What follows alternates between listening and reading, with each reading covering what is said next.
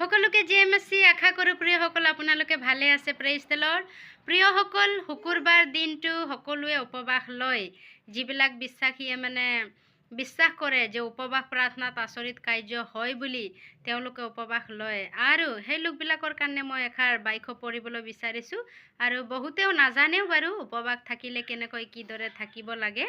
ঈশ্বৰৰ বাক্য ইয়াতে কৈছে, মথি 6 অধ্যায়ৰ 16 পৰা পঢ়ি যাম আমি। Praise the lord. এইদৰে কৈছে, আৰু তোমালোকে যেতিয়া লঘোণ দিয়া তেতিয়া কপটীয়াবিলাকৰ নিচিনাকৈ মুখ মলিন নকৰিবা, কিয়নো তেওঁবিলাকে লঘোণীয়া বুলি মানুহক দেখুৱাবলৈ মুখ বিবৰ্ণ কৰে। মই তোমালোকক স্বৰূপকৈ কওঁ, তেওঁবিলাকে নিজ নিজ পুৰস্কাৰ পালেই। Praise the lord.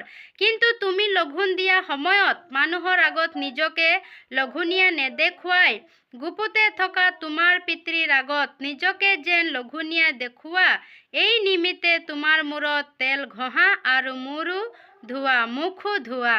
Amen. Praise the lord. এই বাক্য পঢ়ি যাওঁতে বিশ্বাস কৰিছোঁ আপোনালোকে সকলোৱে বুজি পালে আৰু ঈশ্বৰে আশীৰ্বাদ কৰক সকলোকে। আমেন। Praise the lord.